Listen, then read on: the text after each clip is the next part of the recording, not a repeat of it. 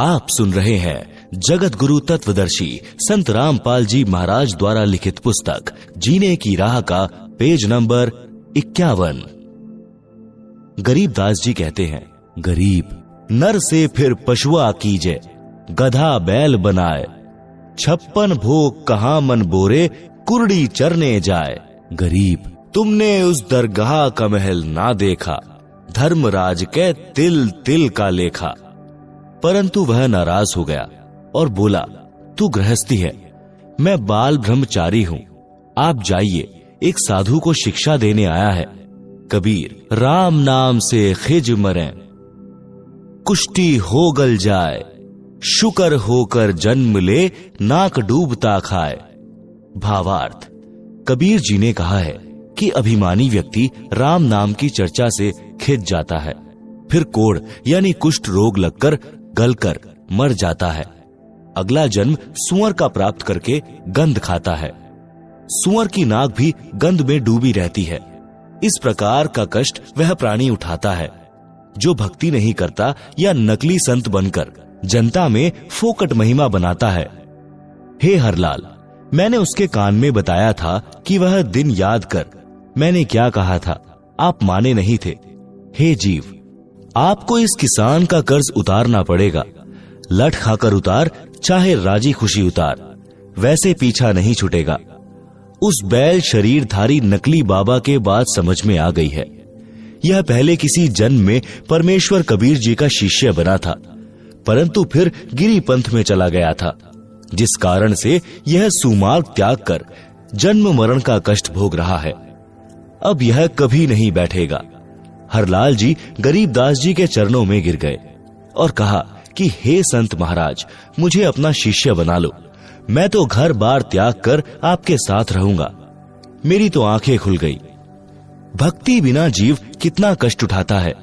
संत गरीबदास जी ने यह वाणी बोली, गाड़ी बाहो घर रहो, खेती करो खुशहाल, साईं सिर पर राखिए सही भक्त हरलाल। भावार्थ, परमात्मा प्राप्ति के लिए घर त्यागने की आवश्यकता नहीं है। अपना खेती का कार्य तथा गाड़ी बहाने यानी ट्रांसपोर्ट का कार्य खुशी खुशी करो। घर पर रहो, परमात्मा की भक्ति जो मैं बताऊं वह करते रहो, आप सही भक्त कहलाओगे। आप सुन रहे हैं जगत गुरु तत्वदर्शी संत रामपाल जी महाराज द्वारा लिखित पुस्तक जीने की राह का पेज नंबर 52। गरीब नाम उठत नाम बैठत, नाम सोवत जागरे, नाम खाते नाम पीते, नाम सेती लागरे। यही प्रमाण यजुर्वेद अध्याय 40 के मंत्र 15 में है कि वायु अनिलम अथ इदम अमृतम भस्मंतम शरीरम, ओम कृतु स्मर किल्वे, स्मर कृतम स्मर। भावार्थ, संत गरीबदास जी ने कहा कि जो सत्य साधना के सत्य मंत्र मैं आपको दूंगा, उनका जाप खाते पीते जागते समय यानी सुबह सोकर उठो कुछ समय जाप करो, सोने से पूर्व कुछ समय जाप करो, बैठते समय फिर उठते समय परमात्मा का नाम जाप करो। इस प्रकार घर का कार्य भी होता है, स्मरण भी। जैसे गांव में देखते हैं कि लोग सारा सारा दिन ताश खेलते हैं, हुक्के पर वक्त जाया करते हैं, राजनीति की बातें या किसी व्यक्ति की निंदा की चर्चा या सांग सिनेमा देखने में समय नष्ट करते हैं। उस समय को परमात्मा की भक्ति तथा सत्संग चर्चा सुनने में सदुपयोग करें तो मोक्ष संभव है। श्री हरलाल जाट जी दीक्षा लेकर घर आया, घर वालों को सब बात बताई। उस नकली बाबा की यादगार यानी समाधि तोड़ फेंकी और पूरे परिवार को छुड़ानी ले गए। संत गरीबदास जी से दीक्षा दिलाई, अपना तथा अपने परिवार का कल्याण कराया। संत गरीबदास जी के आदेश से उस गोरे बैल को कभी गाड़ी या हल में नहीं जोता। उसको सब पशुओं से भिन्न कमरे में बांधकर अच्छा चारा खिलाया। संत गरीबदास जी ने बताया कि यह भक्त था, कर्म बिगड़ने से पशु बना है, इससे काम न लें। वह बैल 5 वर्ष जिया। भक्त हरलाल जी ने उसकी भक्त मानकर सेवा की। परमात्मा कबीर जी ने अपने भूले भटके भक्त की पशु जीवन में सहायता की। उसको फिर कभी मानव जन्म मिला तो और आगे उसके भाग्य में कोई पूरा गुरु मिला तो मुक्ति है, अन्यथा फिर 84 लाख योनियों में कष्ट तैयार है। भक्त हरलाल की संतान बेरी में आज भी इस घटना की साक्षी है। तंबाकू सेवन करना महापाप है। संत गरीबदास जी ने भक्त हरलाल जी से कहा कि आप जो भी दीक्षा लेते हैं, तंबाकू का हुक्का, बीड़ी, सिगरेट, चिलम आदि में डालकर भी कभी सेवन नहीं करना और अन्य नशीली वस्तुओं का प्रयोग न करना। भक्त ने कहा कि हे महाराज जी, तंबाकू तो लगभग सब किसान पीते हैं, इसमें क्या हानि है? उत्तर: संत गरीबदास जी ने बताया कि आपने रामायण तथा महाभारत की कथा तो सुनी होगी, उसमें हुक्का सेवन का कहीं वर्णन नहीं है। तंबाकू की उत्पत्ति बताऊं कैसे हुई है? आप सुन रहे हैं जगत गुरु तत्वदर्शी संत रामपाल जी महाराज द्वारा लिखित पुस्तक जीने की राह का पेज नंबर 53, तंबाकू की उत्पत्ति कथा। एक ऋषि तथा एक राजा साधु थे। एक दिन राजा की रानी ने अपनी बहन ऋषि की पत्नी के पास संदेश भेजा कि पूरा परिवार हमारे घर भोजन के लिए आए, मैं आपसे मिलना भी चाहती हूँ, बहुत याद आ रही है।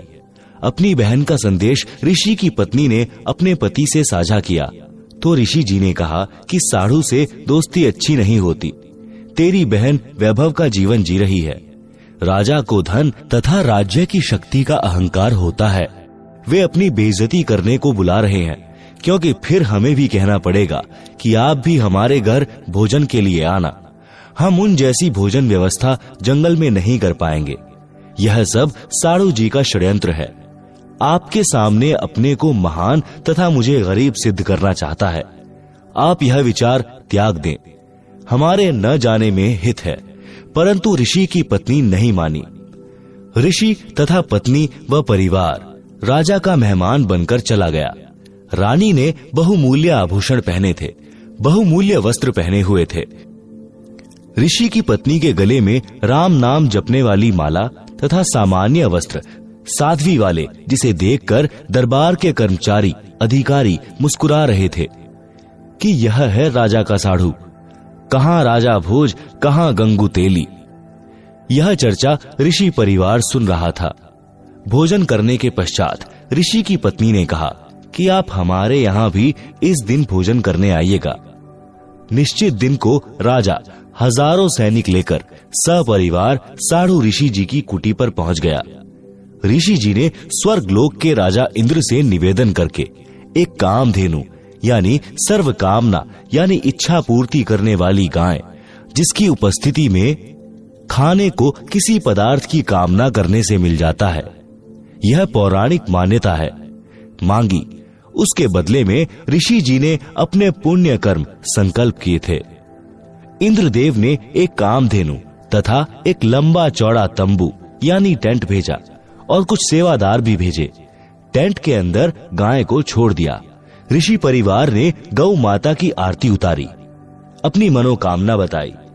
उसी समय 56 प्रकार के भोग चांदी की परातों, टोकनियों, कड़ाहों में स्वर्ग से आए और टेंट में रखे जाने लगे।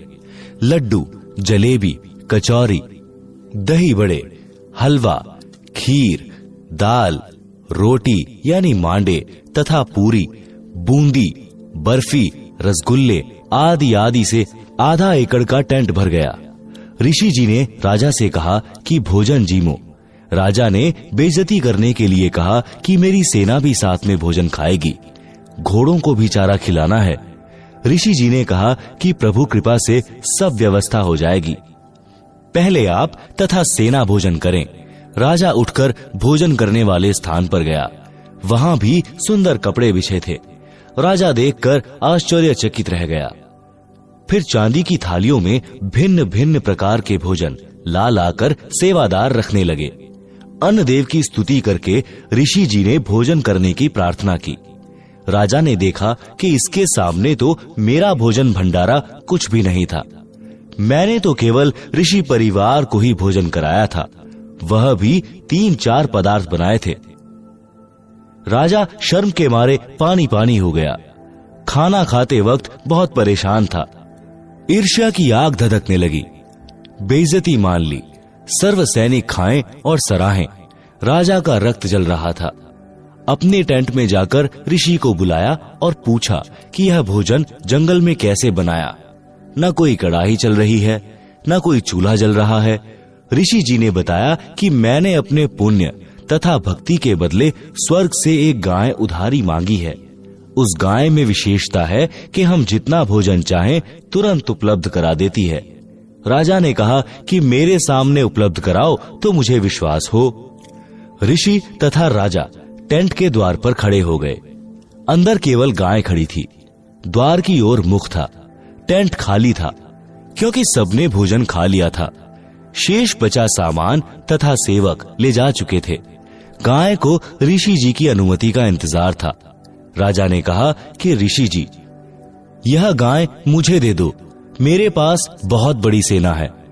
उसका भोजन इससे बनवा लूंगा। तेरे किस काम की है? ऋषि ने कहा, राजन, मैंने यह गौ माता उधारी ले रखी है, स्वर्ग से मंगवाई है। मैं इसका मालिक नहीं हूँ, मैं आपको नहीं दे सकता। राजा ने दूर खड़े सैनिकों से कहा कि इस गाय को ले चलो। ऋषि ने देखा कि साढ़ू की नियत में खोट आ गया है। उसी समय ऋषि जी ने गौ माता से कहा कि गौ माता, आप अपने लोक, अपने धनी स्वर्गराज इंद्र के पास शीघ्र लौट जाएं। उसी समय कामधेनु टेंट को फाड़कर सीधी ऊपर को उड़ चली। राजा ने गाय को गिराने के लिए गाय के पैर में तीर मारा। गाय के पैर से खून बहने लगा और पृथ्वी पर गिरने लगा। गाय घायल अवस्था में स्वर्ग में चली गई। जहां जहां गाय का रक्त गिरा था वहीं वहीं तंबाकू उग गया। फिर बीज बनकर अनेकों पौधे बनने लगे। संत गरीबदास जी ने कहा है कि तमा प्लस खू यानी तमाखू। खू नाम खून का, तमा नाम गाय। 100 बार सौगंध इसे न पिए खाएं। आप सुन रहे हैं जगत गुरु तत्वदर्शी संत रामपाल जी महाराज द्वारा लिखित पुस्तक जीने की राह का पेज नंबर 54। भावार्थ। भावार्थ है कि फारसी भाषा में तमा गाय को कहते हैं, खू खून यानी रक्त को कहते हैं। यह तमाकू गाय के रक्त से उपजा है। इसके ऊपर गाय के बाल जैसे रूंग यानी रोम जैसे होते हैं। हे मानव, तेरे को 100 बार सौगंध है कि इस तमाकू का सेवन किसी रूप में भी मत कर। तमाकू का सेवन गाय का खून पीने के समान पाप लगता है। मुसलमान धर्म के व्यक्तियों को हिंदुओं से पता चला कि तमाकू की उत्पत्ति ऐसे हुई है। उन्होंने गाय का खून समझकर खाना तथा हुक्के में पीना शुरू कर दिया, क्योंकि गलत ज्ञान के आधार से मुसलमान भाई गाय के मांस को खाना धर्म का प्रसाद मानते हैं। वास्तव में हजरत मोहम्मद, जो मुसलमान धर्म के प्रवर्तक माने जाते हैं, उन्होंने कभी भी जीव का मांस नहीं खाया था। गरीबदास जी कहते हैं, नबी मुहम्मद नमस्कार है, राम रसूल कहाया, 1,80,000 को सौगंध जिन नहीं करद चलाया। अर्श कुर्श पर अल्लाह तख्त है, खालिक बिन नहीं खाली। वह पैगंबर पाक पुरुष थे, साहिब के अबदाली। आप सुन रहे हैं जगत गुरु तत्वदर्शी संत रामपाल जी महाराज द्वारा लिखित पुस्तक जीने की राह का पेज नंबर 55। भावार्थ। नबी मोहम्मद तो आदरणीय महापुरुष थे, जो परमात्मा के संदेशवाहक थे। ऐसे ऐसे 1,80,000 पैगंबर मुसलमान धर्म में यानी बाबा आदम से लेकर मोहम्मद तक माने गए हैं। वे सब पाक यानी पवित्र व्यक्ति थे, जिन्होंने कभी किसी पशु पक्षी पर करद यानी तलवार नहीं चलाई। वे तो परमात्मा से डरने वाले थे, परमात्मा के कृपा पात्र थे। बाद में कुछ मुल्ला काजियों ने मांस खाने की परंपरा शुरू कर दी, जो आगे चलकर धार्मिकता का अपवाद यानी बिगड़ा रूप बन गई। उसी आधार से सर्व मुसलमान भाई पाप को खा रहे हैं। फिर भ्रमित मुसलमानों ने तंबाकू का सेवन यानी खाना हुक्का बनाकर पीना प्रारंभ कर दिया। भोले हिंदू धर्म के व्यक्तियों ने उनकी चाल नहीं समझी। उनके कहने से तंबाकू का सेवन जोर शोर से शुरू कर दिया। वर्तमान में तो यह पंचायत का प्याला बन गया है, जो भारी भूल है, अज्ञानता का पर्दा है। इसे भूल कर भी सेवन नहीं करना चाहिए। संत गरीबदास जी ने फिर बताया है कि हे भक्त हरलाल जी, और सुन, तमाकू के सेवन के पाप पर द्वारा स्त्री का खोले, 70 जन्म अंधा हो डोले। मदिरा पीवे कड़वा पानी, 70 जन्म श्वान के जानी। मांस आहारी मानवा, प्रत्यक्ष राक्षस जान। मुख देखो न तास का, वो फिरे 84 खान।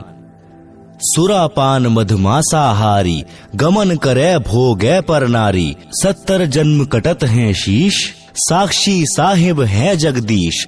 100 नारी जारी करे, सुरापान 100 बार। एक चिलम हुक्का भरे, डूबे काली धार।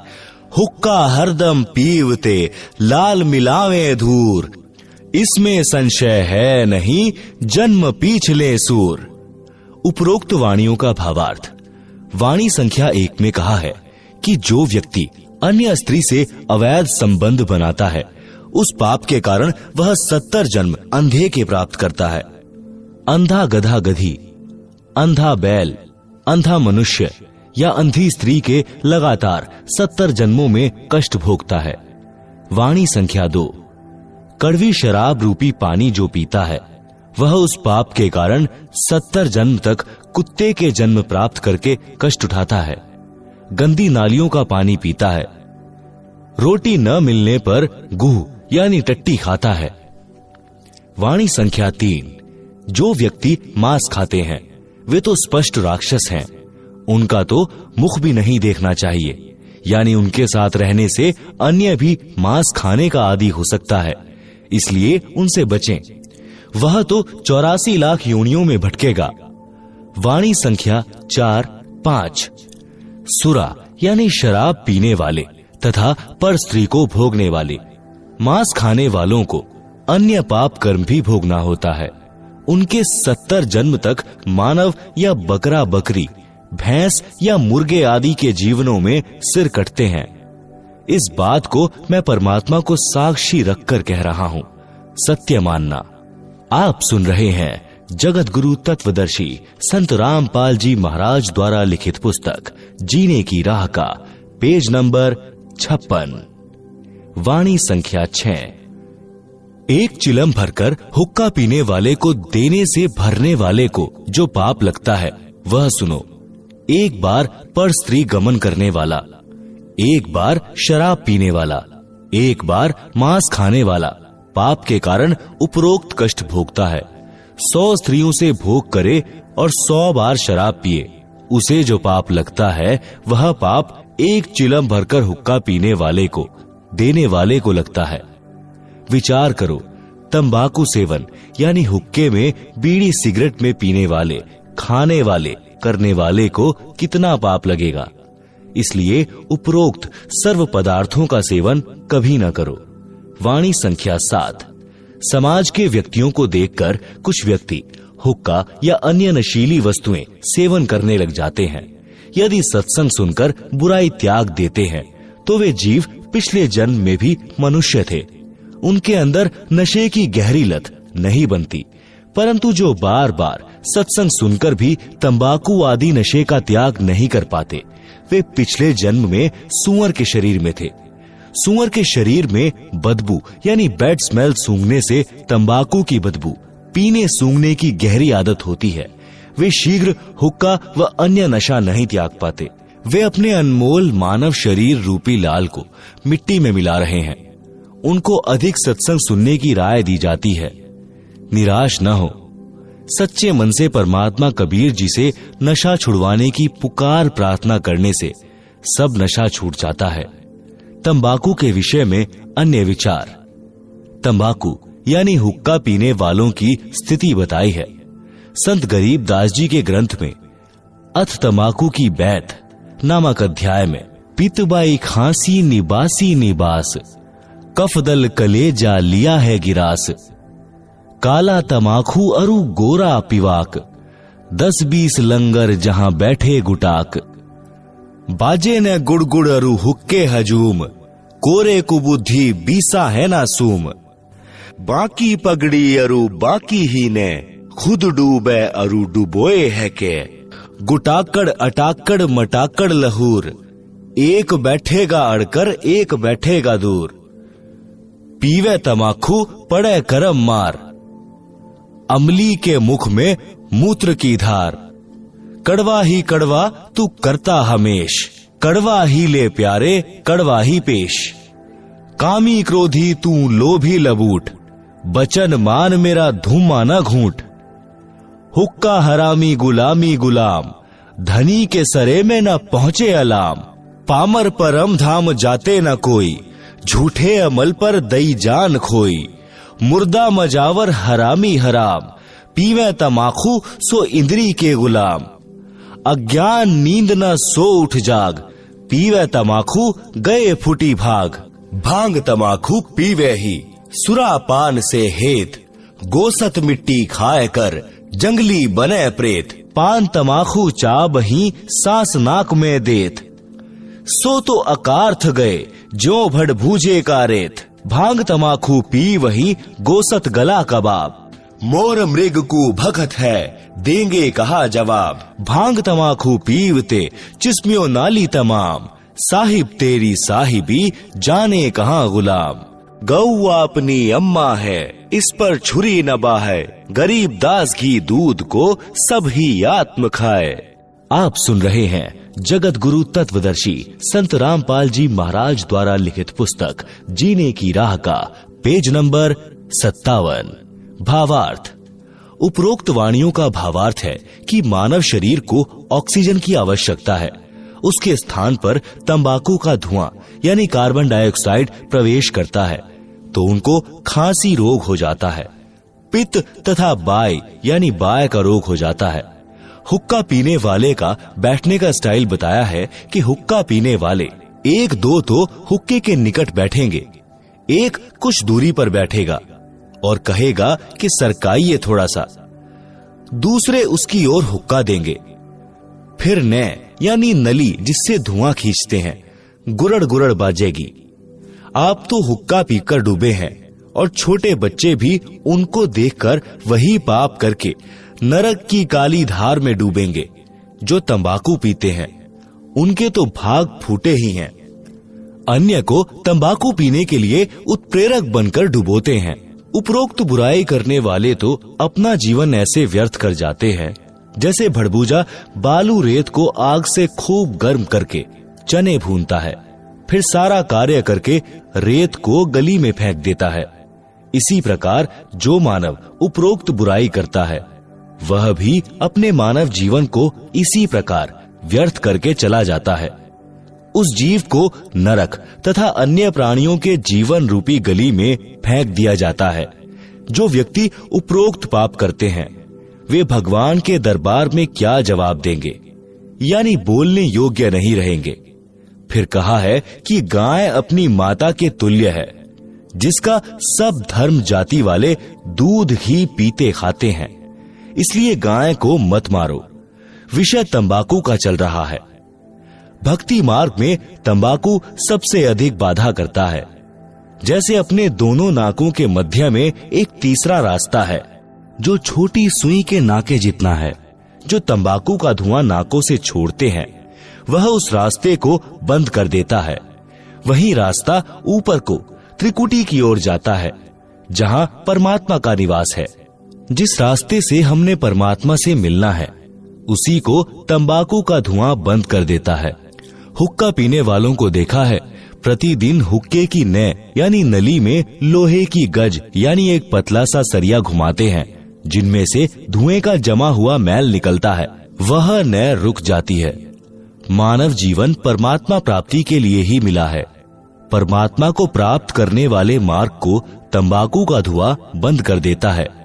इसलिए भी तंबाकू भक्त के लिए महान शत्रु है। वैसे भी हुक्का पीने वाले भी मानते हैं कि तंबाकू अच्छी चीज नहीं है। जब कोई छोटा बच्चा अपने दादा ताऊ पिता चाचा को हुक्का पीते देखता है तो वह भी नकल करता है, हुक्के को पीने लगता है। तो बड़े व्यक्ति जो स्वयं हुक्का पीते हैं उस बच्चे को धमकाते हैं कि खबरदार, अगर हुक्का पिया तो यह अच्छा नहीं है। यदि आप जी इसे अच्छा पदार्थ मानते हैं तो बच्चों को भी पीने दो। आप मना करते हैं तो मानते हो कि यह अच्छा नहीं है, हानिकारक है। सर्दियों में एक मकान में छोटे बच्चे भी सो रहे होते हैं, उसी में हुक्का पीने वाला हुक्का पी रहा होता है। वह स्वयं तो पाप कर ही रहा है, अपने परिवार को धुआं पिलाकर पाप का भागी बना रहा है। छोटे बेटा बेटी को दादा पिताजी अपने हिस्से के दूध से पिलाने की कोशिश करता है कि ले थोड़ा और पी ले, देख तेरी चोटी बढ़ रही है, और पी जा। इस प्रकार उसे दूध का गिलास पिलाकर दम लेता है, क्योंकि दूध बच्चे के लिए लाभदायक है। हुक्का बीड़ी पीने से मना करता है तो दिल तो कहता है कि तंबाकू पीना बुरा है, परंतु समाज में यह बुराई आम हो चुकी है, इसलिए पाप नहीं लगता। जैसे कई कबीले मांस खाते हैं, उनके बच्चों के लिए वह पाप आम बात है। इसी प्रकार तंबाकू पीना भी महापाप है, परंतु परंपरा पड़ गई है, पाप नहीं लगता, इसे त्याग देना चाहिए। भक्त हरलाल जी ने उसी दिन हुक्का तोड़ दिया, चिलम फोड़ दी, सर्व परिवार को वे सब बातें सुनाई, नाम दीक्षा दिलाई। कई पीढ़ी तक बेरी के उन परिवारों में हुक्का नहीं था। बाद में सत्संग के अभाव में फिर से कुछ कुछ पीने लगे हैं। आप सुन रहे हैं जगत गुरु तत्वदर्शी संत रामपाल जी महाराज द्वारा लिखित पुस्तक जीने की राह का पेज नंबर 58। तंबाकू से गधे घोड़े भी घृणा करते हैं। एक दिन संत गरीबदास जी गांव छुड़ानी जिला जज्जर वाले किसी कार्यवश घोड़े पर सवार होकर जींद जिले में किसी गांव में जा रहे थे। मार्ग में गांव मालखेड़ी, जो कि जिला जींद के खेत थे, उन खेतों में से घोड़े पर बैठकर जा रहे थे। गेहूं की फसल खेतों में खड़ी थी। घोड़ा रास्ता छोड़कर गेहूं की फसल के बीचों बीच चलने लगा। खेतों में फसल के रखवाले थे, वे लाठी डंडे लेकर दौड़े और संत गरीबदास जी को मारने लगे कि तेरा दिमाग खराब हो गया है क्या, हमारी फसल का नाश कर दिया, घोड़े को सीधा नहीं चला सकता। ज्यों ही उन्होंने संत गरीबदास जी को लाठी मारने की कोशिश की तो उनके हाथ ऊपर को ही जाम हो गए। सब अपनी अपनी जगह पत्थर की मूर्ति के समान खड़े हो गए। 5 मिनट तक उसी प्रकार रहे। फिर संत गरीबदास जी ने अपना हाथ आशीर्वाद देने की स्थिति में किया तो उनकी स्तंभता टूट गई और सब पीठ के बल गिरे। लाठियां हाथ से छूट गई। ऐसे हो गए जैसे अधरंग हो गया हो। रखवालों को समझते देर नहीं लगी कि यह सामान्य व्यक्ति नहीं है। सबने रोते हुए क्षमा याचना की। तब संत गरीबदास जी ने कहा कि भले पुरुषों, क्या राह चलते व्यक्ति के साथ ऐसा व्यवहार करते हैं? मारने को दौड़े हो, पहले तो यह जानना चाहिए था कि किस कारण से घोड़ा फसल के बीच में ले गए हो। वे किसान बोले, अब बताइए जी, घोड़ा किस कारण से फसल में चला गया था?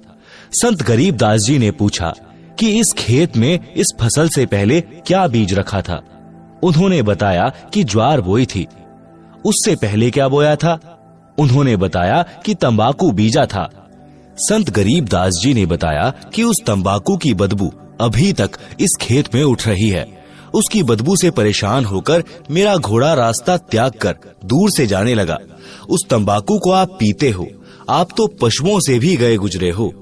सुन लो ध्यान से, इसके बाद इस गांव में कोई व्यक्ति हुक्का नहीं पिएगा, तंबाकू सेवन नहीं करेगा। यदि आज्ञा का पालन नहीं हुआ तो गांव को बहुत हानि हो जाएगी।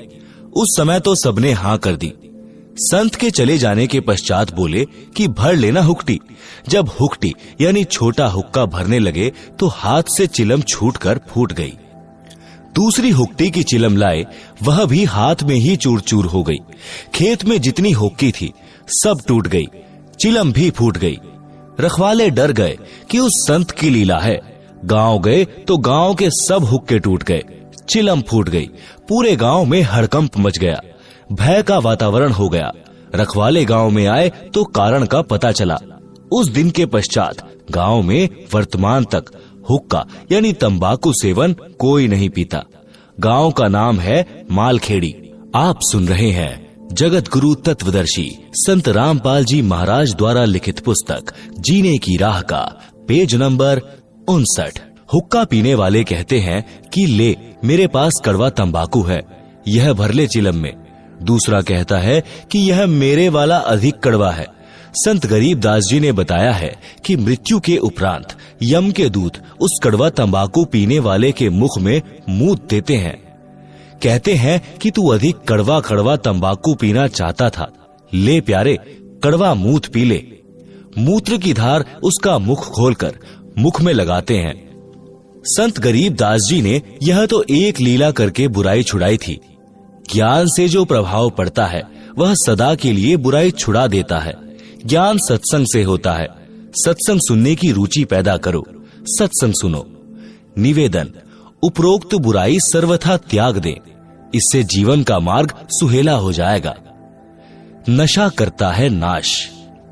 नशा चाहे शराब, सुल्फा, अफीम, हीरोइन आदि आदि किसी का भी करते हो, यह आपका सर्वनाश का कारण बनेगा। नशा सर्वप्रथम तो इंसान को शैतान बनाता है, फिर शरीर का नाश करता है।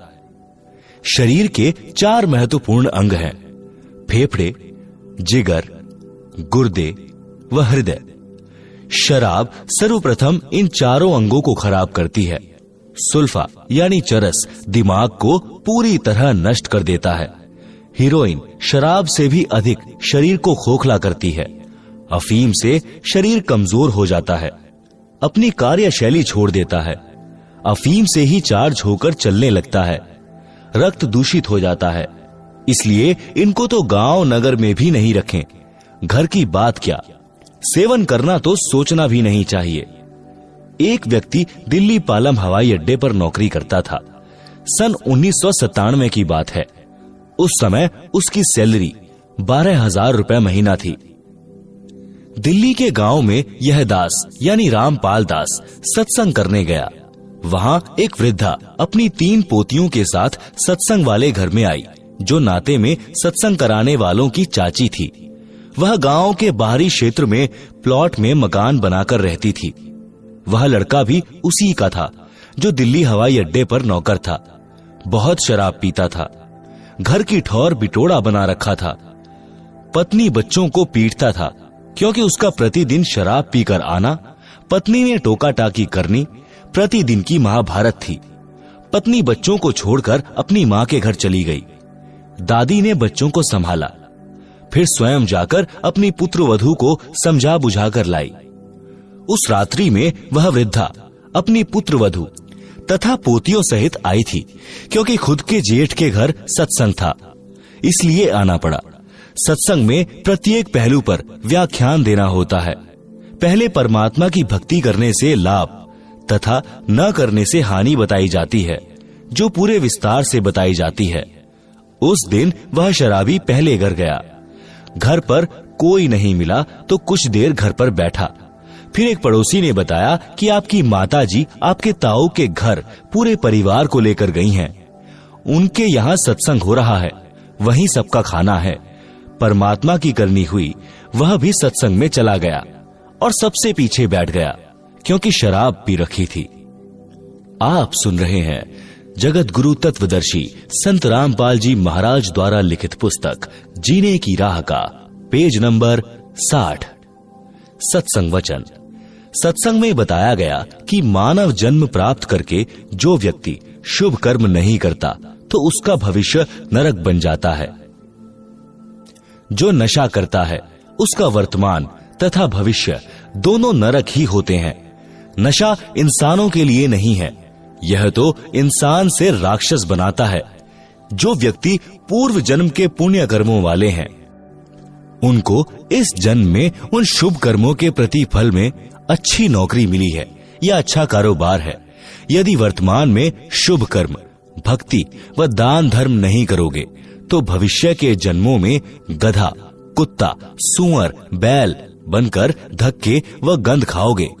जैसे मानव, स्त्री या पुरुष जीवन में पूर्व के शुभ कर्म अनुसार अच्छा भोजन मिला है, अच्छा मानव शरीर मिला है, जब चाहो खाना खाओ, प्यास लगे पानी पियो, इच्छा बने तो चाय दूध पियो, फल तथा मेवा यानी काजू बादाम खाओ।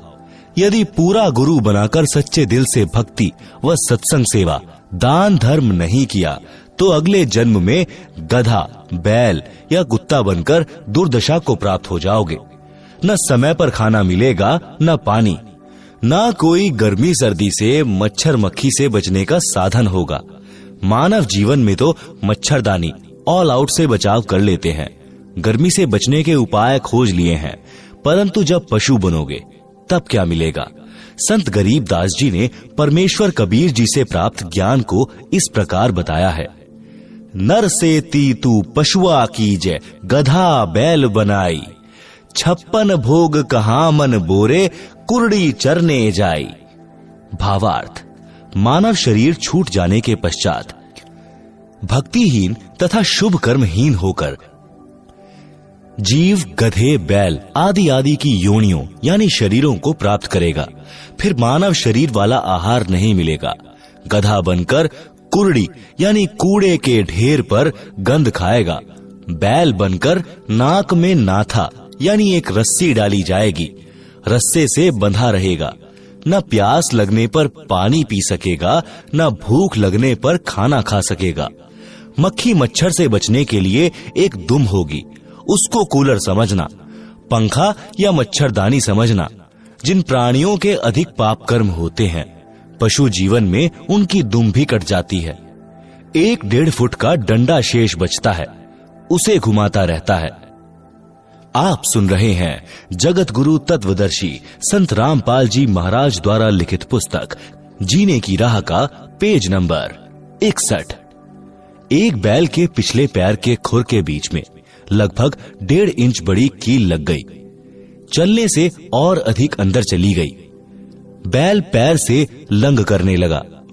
हाली को लगा कि झटका लग गया है, नस पर नस चढ़ गई होगी, चलने से ठीक हो जाएगा।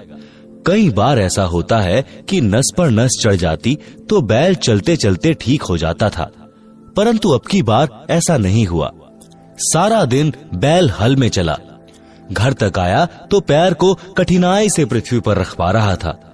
धीरे धीरे चल पा रहा था। घर पर आते ही बैठ गया। चारा भी नहीं चरा। आंखों से आंसू निकल रहे थे क्योंकि दर्द अधिक था। सुबह बैल उठा ही नहीं, लेट गया। पैर पर सूजन अधिक थी। गांव से पशुओं का डॉक्टर बुलाया। पुराने समय की बात है, उस समय ऐसा ही इलाज होता था। डॉक्टर ने देखकर बताया कि इसके घुटने में बाय है, पुराने गुड़ को कूटकर नरम करके पट्टी बांध दो, ठीक हो जाएगा।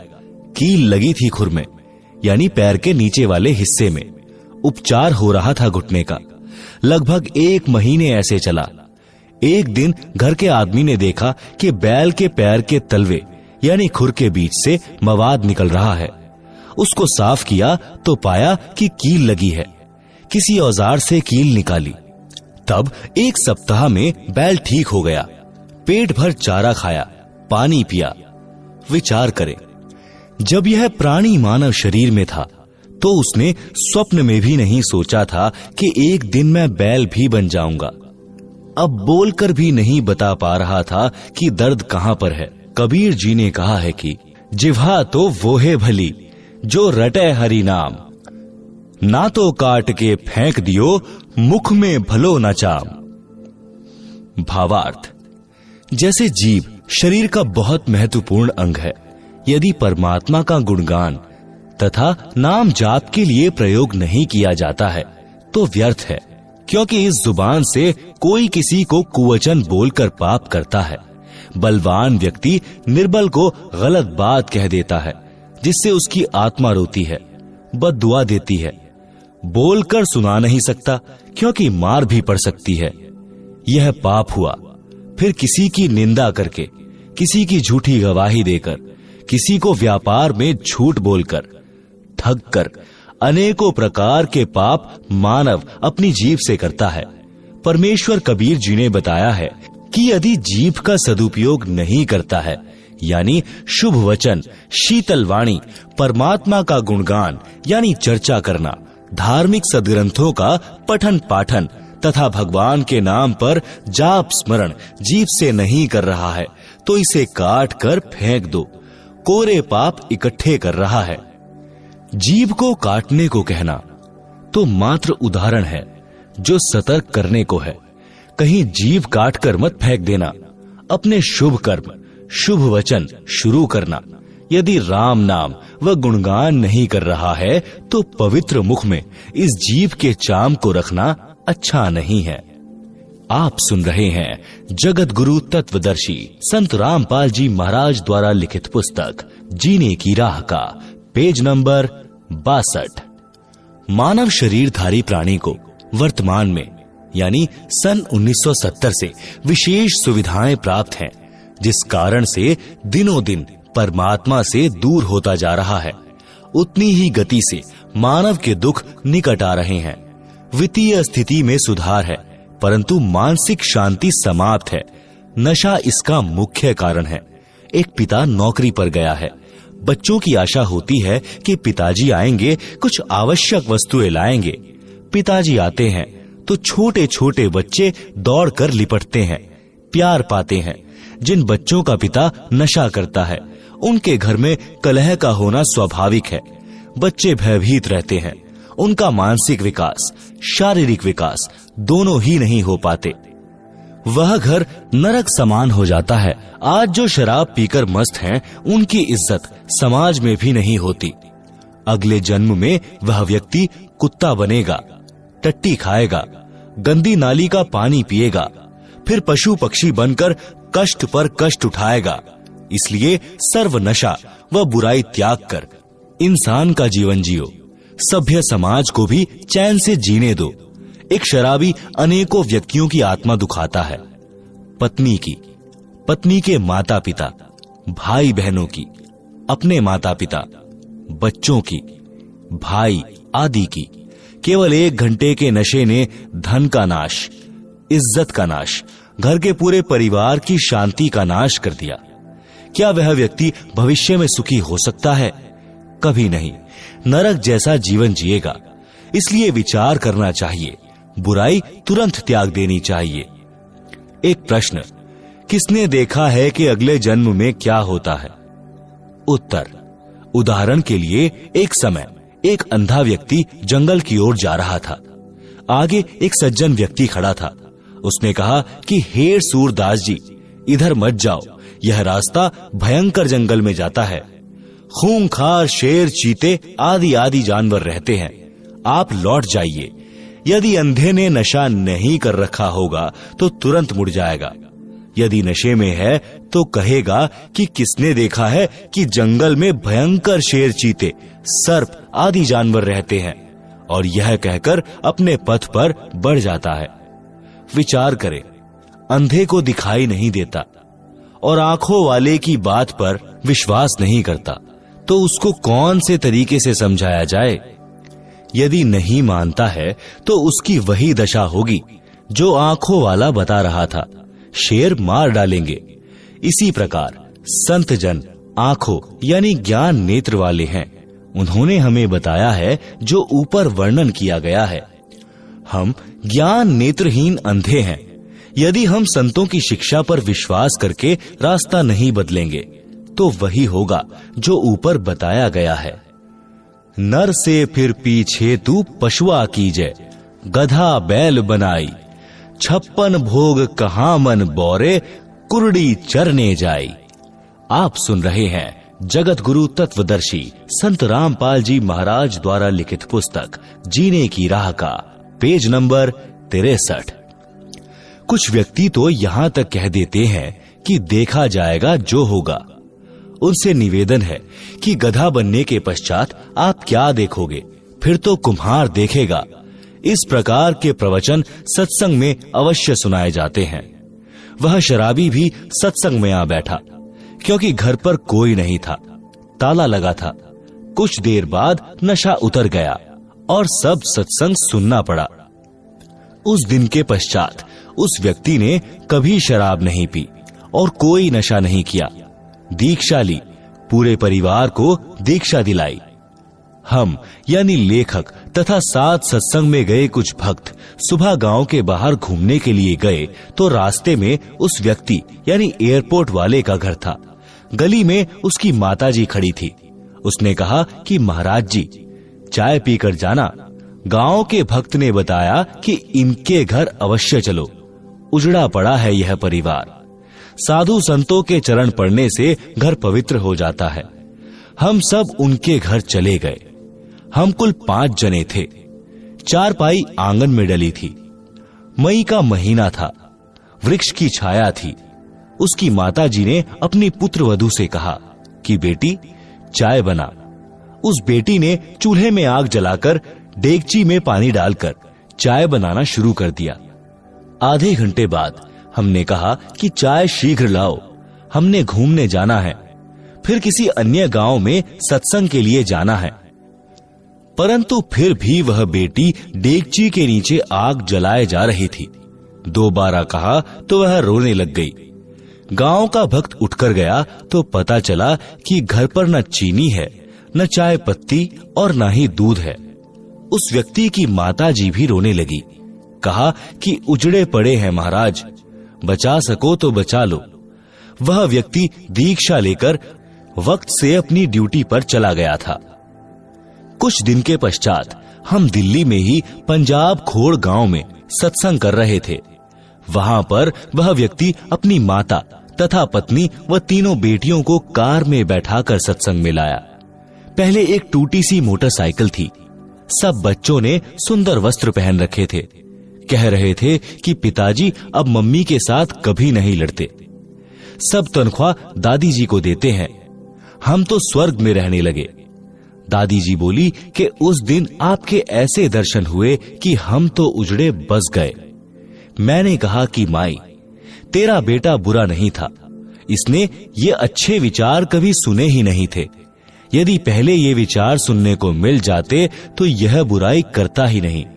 यह सब परमेश्वर कबीर जी की कृपा है जो उस दिन यह सत्संग में आ गया और इसकी आत्मा का मैल साफ हो गया।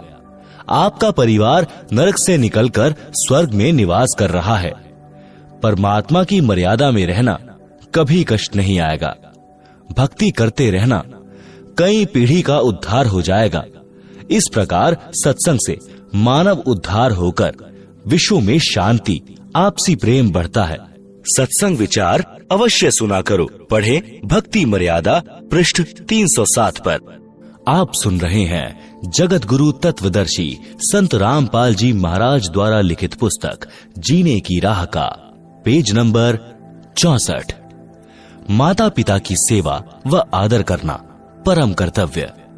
प्रत्येक माता पिता की तमन्ना होती है कि मेरी संतान योग्य बने, समाज में बदनामी न ले, अच्छे चरित्र वाली हो, आज्ञाकारी हो, वृद्धावस्था में हमारी सेवा करे, हमारी बहू हमारे कहने में चलने वाली आए, समाज में हमारी इज्जत रखे, वृद्धावस्था में हमारी सेवा करे, प्यार से व्यवहार करे। सतयुग, त्रेता, द्वापर तक यह मर्यादा चरम पर रही। सब सुखी जीवन जीते थे। कलयुग में कुछ समय तक तो ठीक रहा, परंतु वर्तमान में स्थिति विपरीत ही है। इसे सुधारने का उद्देश्य लेखक यानी रामपाल दास रखता है।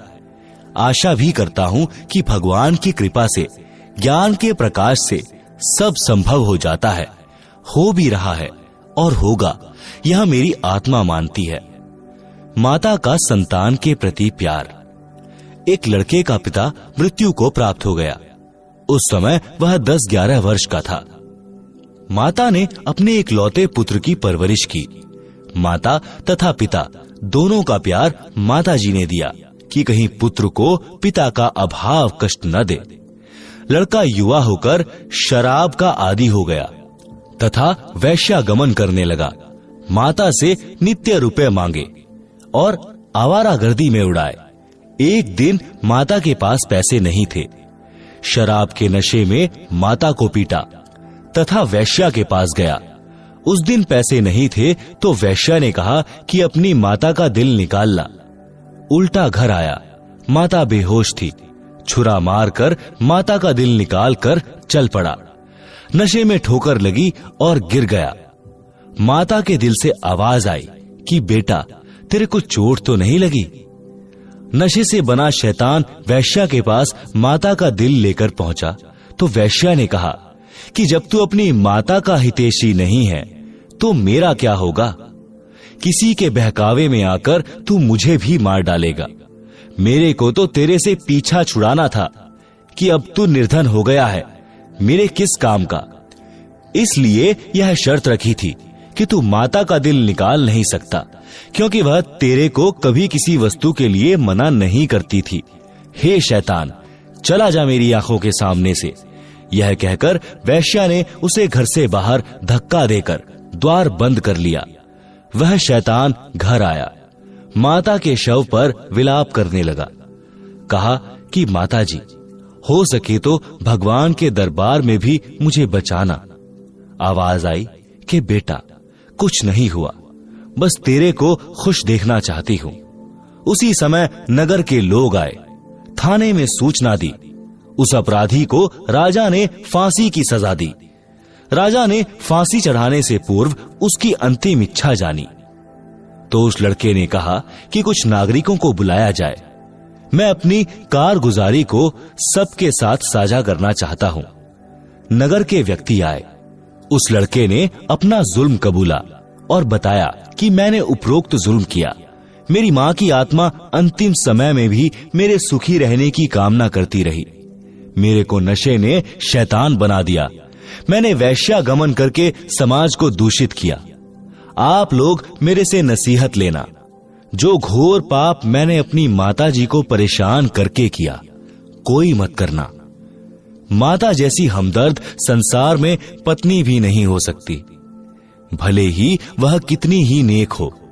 माता अपने बेटा बेटी को इतना प्यार करती है कि सर्दियों में बच्चा पेशाब कर देता है तो माता स्वयं उसके पेशाब से भीगे ठंडे वस्त्र पर लेटती है। बच्चे के नीचे सूखा बिछौना कर देती है। यदि बच्चा भूख से रो रहा होता है तो खाना बीच में छोड़कर उसे पहले अपना दूध पिलाकर शांत करती है। आप सुन रहे हैं जगत गुरु तत्वदर्शी संत रामपाल जी महाराज द्वारा लिखित पुस्तक जीने की राह का पेज नंबर 65। पिता बच्चों की हर संभव गलती क्षमा कर देता है। परमात्मा कबीर जी ने कहा है कि पिता अपने पुत्र पुत्री के सर्व अपराध क्षमा कर देता है। अवगुण मेरे बाप जी, बख्शो गरीब नवाज। जो मैं पूत कपूत हूं तो भी पिता को लाज। शब्दार्थ, परमात्मा सर्व प्राणियों का पिता है। पिता में विशेषता होती है कि उसका बेटा बेटी अज्ञानता में गलती कर देते हैं और वे पिता से क्षमा याचना कर लेते हैं कि भविष्य में कभी गलती नहीं करेंगे, तो पिता उनको तुरंत क्षमा कर देता है। इसलिए भक्त परमात्मा से विनय करता है कि हे दीन दयाल, आप तो सबके पिता हो, मेरे अवगुण यानी अपराध पिता होने के नाते क्षमा करना। मैं कपूत यानी निकम्मा पुत्र भी हूं, तो भी आप पिता का कर्तव्य पालन करके क्षमा करना। राम भक्त की पत्नी का देहांत हो गया। उस समय उसका पुत्र 3 वर्ष का था। उस व्यक्ति की रिश्तेदारी में एक घटना ऐसी घटी थी जिसने उसको झंझोर कर रख दिया। कथा इस प्रकार है। उसके मामा जी अपनी बहन यानी राम भक्त की माता जी से लगभग 10 वर्ष बड़े थे। मामा जी के 2 पुत्र थे। राम भक्त की मामी जी का देहांत हो गया। मामी जी ने दूसरा विवाह कर लिया। दूसरी पत्नी को पुत्र हुआ। दूसरी पत्नी पहले वाली के पुत्रों से ईर्ष्या करने लगी। यह विचार किया कि 15 एकड़ जमीन है, 3 जगह बटेगी। उसने उन बच्चों को कांच पीसकर दूध तथा खाने में खिला पिला दिया, जिससे दोनों को धीरे धीरे रोगी होकर मृत्यु हो गई है। डॉक्टर ने बताया कि बच्चे कांच खा गए हैं, जिस कारण से इनकी मृत्यु हुई है। एक दिन उसकी पत्नी ने पड़ोसन से बताया कि मैंने ऐसे ऐसे किया, मेरे बेटे को 15 एकड़ जमीन मिल गई। उस स्त्री ने मेरे मामा जी को बताया। मामा जी छोटी मामी को बहुत प्यार करते थे और उस पर विश्वास करते थे। उन्हें विश्वास नहीं हो रहा था। एक दिन छोटी मामी अपने भाई से बता रही थी कि मैंने ऐसे ऐसे किया, तेरे भांजे को 15 एकड़ जमीन मिल गई। आप सुन रहे हैं जगत गुरु तत्वदर्शी संत रामपाल जी महाराज द्वारा लिखित पुस्तक जीने की राह का पेज नंबर 66। यह बात मेरा मामा भी सुन रहा था, क्योंकि वह खिड़की से बाहर स्वाभाविक खड़ा था। मामी का भाई बोला कि बहन, तूने जुल्म कर दिया, इस पाप को कहां रखेगी? आज के बाद मैं तेरी शक्ल देखने भी नहीं आऊंगा। मामा जी का दिमाग फटने को हो गया। घर त्याग कर अपनी बहन के घर पर आ गया, यानी हमारे यानी राम भक्त के घर पर जीवन व्यतीत किया। कुछ वर्ष के पश्चात छोटी मामी से जन्मा वह पुत्र भी मर गया। वह छोटी मामी किसी के साथ भाग गई। पता चला कि उस व्यक्ति ने उसके गहने छीनकर मारकर कुएं में डाल दिया। पुलिस को पता चला तो उस व्यक्ति को फांसी लगाई गई। इस सर्वनाश महाभारत को याद करके राम भक्त ने दूसरा विवाह नहीं किया। लड़के को अपने साथ रखता, हल जोतता था तो पुत्र को कंधे पर बैठा कर रखता था। थक जाता तो वृक्ष के नीचे लेटा देता। स्वयं खाना बनाता, स्वयं स्नान कराता, कपड़े साफ करता। जैसे तैसे लड़का जवान हुआ, विवाह कर दिया, फिर भी सब कार्य करता था। लड़का भी काम में हाथ बटाता था, परंतु कठिन कार्य स्वयं ही करता था। वृद्धावस्था ने जोर दिया, कार्य कुछ नहीं कर पा रहा था। पुत्रवधू को व्यर्थ का खर्च लगने लगा, जिस कारण से अपने ससुर को रूखा सूखा बासी भोजन देने लगी। फिर पेट भर भोजन भी नहीं देती थी। लड़का पूछता था कि पिताजी, सेवा ठीक हो रही है? पिताजी कहते कि बेटा, कोई कसर नहीं है, बड़ी भाग्यवान बहू आई है, मेरा विशेष ध्यान रखती है। यह बात बहू भी सुनती और अधिक परेशान करती कि मेरे पति को पता नहीं है। वृद्ध भी मेरी चाल से अपरिचित है। एक दिन लड़के ने देखा कि पिताजी को भोजन ठीक नहीं मिला, तो उसने पत्नी को कहा, तू पाखंड करने लगी कि घर देखकर खाया जाता है। आपको घर की चिंता नहीं है, सारा घर मेरे से चल रहा है। मुझे पता है कि खर्च कैसे चलाना है। एक दिन वृद्ध को चक्कर आए और गिर गया, टांग टूट गई। वैद्य ने बताया कि आहार पूरा न मिलने से शारीरिक कमजोरी है। दूध 2 समय आधा आधा सेर यानी आधा आधा किलो पिलाओ, ताजा भोजन खिलाओ। वैद्य चला गया। पत्नी ने कहा कि ऐसे तो घर का दिवाला निकल जाएगा। पति यानी लड़के को भी बात पसंद आई। वृद्ध की कोई परवाह नहीं की। वृद्ध के ससुराल वाले चोट लगने की खबर सुनकर मिलने आए। उन्होंने पूछा कि बेटा बहू ठीक सेवा कर रहे हैं क्या? राम भक्त ने कहा कि पूछो ना, ऐसे पुत्र तथा पुत्र वधू सबको दे भगवान, मेरे को कोई कष्ट नहीं होने देते। यह तो कोई कर्म की मार से चोट लग गई है। उसी गांव में 2 बहनों का विवाह हुआ था, एक का राम भक्त से, दूसरी का पड़ोस में। जब वे अपनी दूसरी लड़की के घर गए तो पता चला कि उस राम भक्त की कोई सेवा नहीं हो रही है। लड़का भी निकम्मा है। यह बात ससुराल वालों के गले नहीं उतरी, क्योंकि वे राम भक्त के मुख से सुनकर आए थे कि सेवा में कोई कसर नहीं है। वे कुछ समय बाद पुनः राम भक्त के घर गए तो उस समय वह बासी रोटी पानी में भिगो भिगो कर खा रहा था। यह देखकर उनको रोना आ गया। लड़के को बुलाया तथा कहा कि तेरे को शर्म नहीं आती? पता है तेरे को कैसे पाल पोष कर बड़ा किया है? लड़के की बहू भी आ गई। दोनों बोले कि हम तो ऐसे ही सेवा करेंगे। राम भक्त बोला कि आप जाओ, घर में झगड़ा ना कराओ। मेरी किस्मत में जो लिखा है वह मिल रहा है। मैं अपने पुत्र को दुखी नहीं देख सकता। राम भक्त की बुआ का लड़का राम निवास सत्संगी था। वह राम भक्त को बहुत कहता था कि आप कुछ समय भगवान की भक्ति किया करो, मेरे साथ संत के सत्संग सुनने चला करो, तो राम भक्त कहता था कि मैं तो अपने बेटे की पूजा करूंगा, यह सुखी रहे, यही मेरी तमन्ना है। बुआ के लड़के ने कहा कि बेटे की पूजा पूरी हो चुकी हो तो अब भी बना लें कुछ कर्म। फिर भी यही कहा कि बेटे बहू को देख देख कर जी रहा हूं। बहुत कहने के पश्चात राम भक्त अपनी बुआ के लड़के राम निवास के साथ सत्संग में गया। फिर राम निवास अपने घर ले गया, उसकी दवा कराई, अच्छा खाना खिलाया, कई महीने अपने पास रखा। राम भक्त भक्ति पर पूरा दृढ़ हो गया। घर पर गया तो बच्चों से कहा, बेटा बेटी पुत्र वधू, आज तक मैंने आपसे कुछ नहीं मांगा, आज एक भीख मांग रहा हूं, आप मेरे साथ सत्संग में एक बार चलो। उन्होंने कहा कि पीछे से पशुओं तथा बच्चों को कौन संभालेगा। राम भक्त ने कहा कि बेटा घर पर रह जाएगा, बेटी तथा पोता पोती मेरे साथ चलो। ऐसा ही किया। जब उस पुत्र वधू ने सत्संग के वचन सुने, वहां आने वाले सब भक्तों की सेवा पुराने भक्त भक्तमती ऐसे कर रहे थे जैसे विशेष मेहमानों की घर पर करते हैं। वृद्ध, रोगी, अपंग श्रद्धालुओं की भी विशेष सेवा कर रहे थे। सत्संग में यह बताया जाता है कि जीव पर दया बनाए रखने से परमात्मा प्रसन्न होता है। दुखियों, असहायों की सहायता करना मानव मात्र का परम कर्तव्य है।